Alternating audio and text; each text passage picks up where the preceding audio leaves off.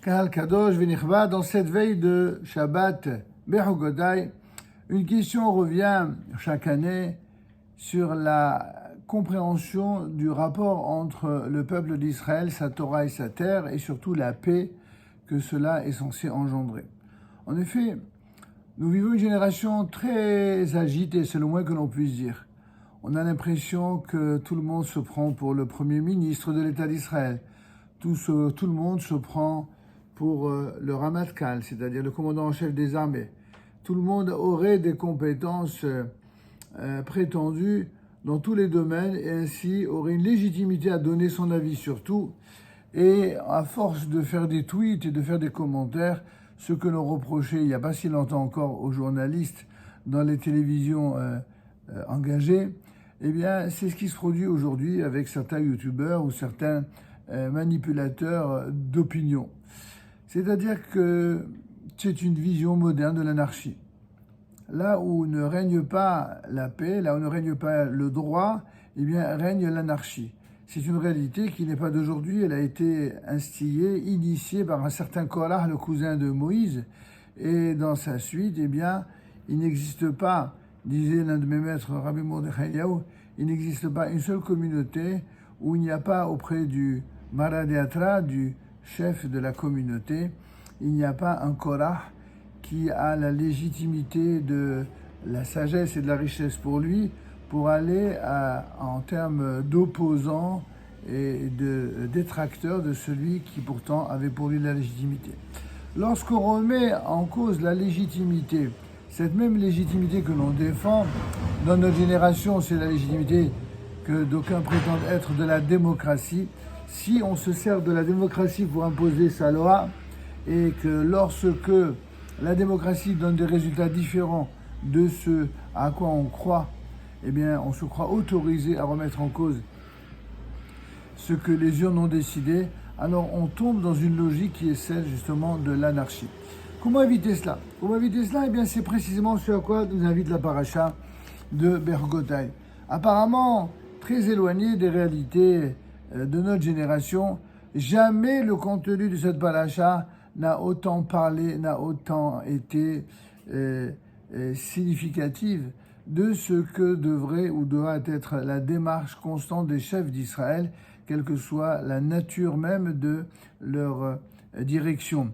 En effet, la paracha commence ainsi. Il faudrait peut-être la démarrer par le dernier verset de la paracha précédente, où il est dit « Lo ta'asu lachem elilim » à la fin de parashat Behar. Il est dit « Vous ne ferez pas pour vous des idoles, ni une statue ou un monument, vous n'érigerez pas pour vous et un sol de pierre, vous ne mettrez pas dans votre pays pour se prosterner sur lui, car je suis l'Éternel, votre Dieu. » En d'autres termes, c'est Dieu qui parle aux enfants d'Israël. Vous devez révérer le peuple, vous, peuple d'Israël, vous devez révérer Dieu, le Dieu non seulement qui est celui qui a créé le ciel et la terre, mais celui qui vous a libéré de l'esclavage d'Égypte. Et pas des idolâtries, quelle qu'en soit la nature, que ce soit les idolâtries du soleil ou les idolâtries du sol, aucune idolâtrie n'est autorisée. Et par la suite, mes Shabbats, vous observerez, vous craindrez mon sanctuaire, je suis l'Éternel.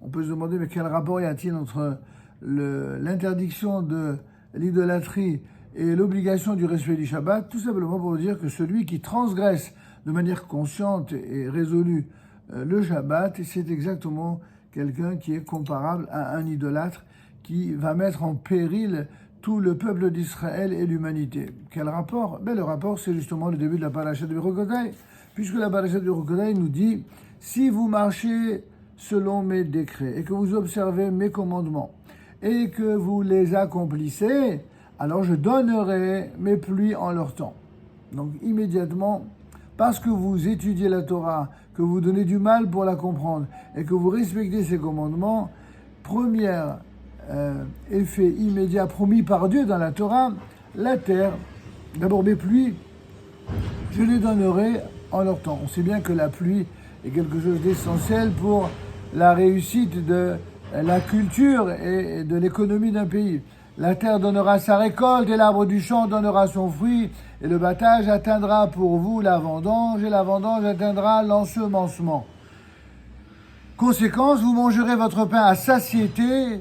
Donc ça, c'est vraiment la bénédiction économique suprême. Il n'y a personne qui crève de faim. Il n'y a personne, on n'a pas besoin de resto du cœur. Et vous résiderez en sécurité. Autre bénédiction distincte, c'est que vous vivrez en sécurité. Mais qu'est-ce que c'est que la sécurité? Est-ce que la sécurité, c'est simplement une sécurité de façade, entre deux guerres, entre deux terrorismes? Non. Pour en avoir le cœur net, regardez la suite. Vous résiderez en sécurité dans votre pays, donc bénédiction, après la bénédiction de l'économie, bénédiction de la sécurité, et juste après, je donnerai la paix dans le pays. La paix, la paix. Cette paix si sacrée que d'aucuns appellent de ses voeux. Il ne s'agit pas de la paix maintenant, il s'agit de la paix toujours.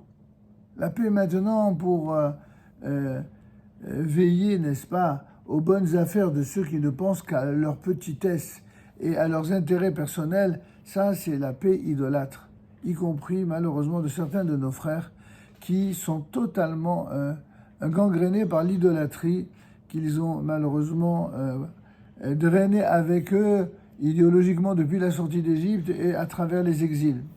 En fait, Dieu promet effectivement, non seulement je donnerai la paix dans le pays, mais il va beaucoup plus loin. Je donnerai la paix dans le pays que vous étendrez et rien, n'est-ce pas? Rien, absolument rien. Excusez-moi, je donnerai la paix dans le pays. Vous vous étendrez.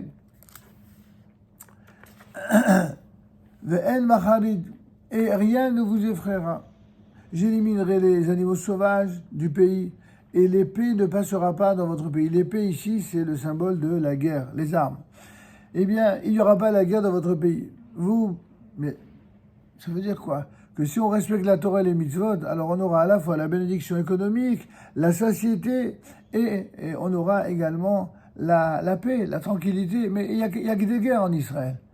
Depuis 1948 déjà, pour la guerre d'indépendance. Et depuis, il n'y a eu que des guerres une après l'autre, même si elles nous ont été pour la plupart imposées des ennemis. Il n'en reste pas moins vrai que, mais où est ici la promesse tenue par le Saint béni soit-il? Mais la promesse, c'est que ça, c'est la conséquence du fait de respecter la loi divine. Sans respect de la loi divine, on ne peut pas aspirer à une paix. Et d'aucuns vont vous dire, oui, tout ça, c'est à cause des guerres. Justement, quand il n'y aura pas de guerre, il n'y aura pas de paix. Or, c'est exactement le contraire qui est prouvé par la suite du verset. Ne croyez pas que, parce que Dieu promet la prospérité économique et la sécurité et la paix, et le fait que les âmes, on ne les entende plus, n'est-ce pas, l'autre avol b'alsechem, n'est-ce pas, la guerre ne traversera même plus votre pays.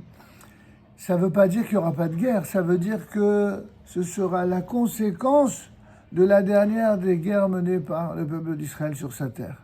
En effet, sinon, qu'est-ce que ça veut dire? Urdaftem et oyevechem, vous poursuivrez vos ennemis et ils tomberont devant vous par l'épée. Il n'y a pas marqué qu'ils tomberont par miracle. Il n'y a pas marqué qu'ils tomberont comme des mouches, comme ça, de façon miraculeuse.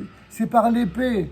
Le fait de faire la guerre, c'est une nécessité éthique, et pas du tout comme l'ont galvaudé certains qui osent, lorsque on fait la guerre au mal et au terrorisme, ils osent parler de guerre ethnique ou de nettoyage ethnique. Toutes ces notions inventées par les antisémites dans le seul et unique but d'empêcher Israël de se défendre. La Torah nous dit non, ça suffit pas qu'il y ait la Torah. Non seulement il faut qu'il y ait le respect divin, le respect de Dieu et de la Torah et des mitzvot, mais il faut effectivement également se battre pour ce pays. Sauf que les combattants sauront, comme c'est le cas de plus en plus, et même les seuls qui s'en rendent compte vraiment en Israël, que les combattants, lorsqu'ils combattent, c'est Dieu qui se bat avec eux et pour eux lorsque les freins venus d'ailleurs ou parfois de l'intérieur n'empêchent pas ce combat. Ainsi qu'il est dit, 5 d'entre vous poursuivront 100 et 100 parmi vous poursuivront 10 000. Qu'est-ce que vous croyez? Que les poursuivants, ils vont poursuivre avec des smileys, avec des peace and love et avec des shalom arshav? C'est pas de cette manière qu'ils vont les poursuivre. Ils vont les poursuivre avec des armes, ils vont les poursuivre avec des armes de guerre. Même si, évidemment, que l'idéal, c'est qu'un jour, ces armes disparaissent. Évidemment, mais jusqu'à ce que cet idéal puisse arriver parce que la paix véritable sera effective, alors il faudra malheureusement encore et encore des ennemis à abattre pour que vos ennemis tomberont devant vous par l'épée, c'est ce que dit la Torah. Je me tournerai vers vous et je vous ferai fructifier, je vous multiplierai et j'établirai mon alliance avec vous. Mais en fait, l'alliance, elle existe déjà. Non, il ne s'agit pas simplement de l'alliance de la Torah. Il s'agit de l'alliance de la Torah du peuple et de la terre que malheureusement certains, y compris au sein du monde de la Torah, ont oublié la centralité de la terre d'Israël, comme l'a rappelé justement dans Ber Sinaï, la relation entre le mont Sinaï et la terre d'Israël. Vous mangerez ce qui est très ancien et l'ancien, vous le ferez sortir à cause du neuf. Je placerai mon sanctuaire parmi vous et mon âme ne se dégoûtera pas de vous. Vous imaginez un petit peu ces mots durs que l'Éternel prononce. Je marcherai parmi vous et je serai pour vous Dieu et vous serez pour moi un peuple. On y arrive. Lorsque le peuple d'Israël, qui est le peuple de Dieu depuis le jour où Dieu a choisi ce peuple pour incarner une loi, une morale, une exemplarité parmi les nations, lorsque ce peuple, dans la diversité de ses compositions, seront à même d'accepter et d'admettre le rôle, ce pourquoi il a été choisi par l'Éternel, alors non seulement il aura effectivement la protection divine, mais il y aura même la reconnaissance de l'ensemble des nations, y compris celles qui aujourd'hui sont chagrines et sont manipulées par certaines masses du monde venues de leur populace, des opinions dites locales ou des opinions tout simplement publiques de leur pays. On voit que lorsque Israël mène des guerres justes, eh bien, les opinions mondiales se retournent contre leurs dirigeants iniques. On n'a plus que, si vous voulez voir une dernière preuve, c'est ce qui s'est passé en Iran. En Iran, vous avez de plus en plus de langues qui se délient en Iran et qui protestent contre les gouvernements des mollahs iraniens, contre l'anarchie qui a été provoquée en son temps par les islamistes et qui aujourd'hui règne en dictature absolue. D'ailleurs, c'est comme cela que procèdent les dictateurs. D'abord, ils créent la confusion et l'anarchie au sein de la population, et une fois qu'ils profitent, n'est-ce pas, pour en quelque sorte créer le chaos et la confusion dans le pays dans lequel ils se trouvent, ils en tirent les marrons du feu, et ils profitent de cette confusion pour eux prendre le pouvoir. C'est une leçon dont non seulement le peuple juif doit s'imprégner et se répéter de plus en plus à la lumière des événements présents, mais c'est une leçon que devrait vraiment partager l'ensemble des nations du monde auxquelles nous sommes attachés par ailleurs, que ce soit ici en France, en Europe, ou que ce soit dans le monde entier. L'avenir des dirigeants du monde qui se veulent sérieux, qui veulent véritablement aimer leur nation, leur pays, c'est de veiller à protéger les intérêts légitimes de leur pays en intelligence avec le seul allié qui ne se servira pas de cette alliance contre ce pays, mais au contraire pour, c'est-à-dire Israël. Israël n'est pas simplement le centre mondial au plan spirituel des nations, c'est également le centre mondial au plan de la sécurité, au plan du bonheur, au plan des bienfaits que Israël va amener au monde. C'est exactement ce qu'il est censé faire et c'est ce qu'il fera. C'est juste que pour l'instant, il y a des ralentissements. Il y a des ralentissements qui ne sont dus que à ceux dont les esprits, malheureusement calculateurs, électoralistes, diraient certains, ou même médiatiques pour ceux qui veulent faire des buzz pas très moraux, eh bien, qui voudraient, comme toujours, dresser les uns contre les autres. Le jour où les nations du monde seront capables d'être unies, non pas contre Israël, mais pour et avec Israël et avec les combats d'Israël, ce jour-là, la paix viendra non seulement sur Israël, non seulement sur les nations, mais surtout la prospérité économique pourra se répandre sur l'ensemble des nations et la paix sera non plus un vœu pieux, ce sera non plus un slogan idéologique ou politique, ce sera une réalité morale, spirituelle, physique, militaire et donc, avec l'aide de Dieu, une lumière et une bénédiction pour l'ensemble d'Israël et des nations. Amen. Kenny Lasson. Shabbat Shalom Uveolach.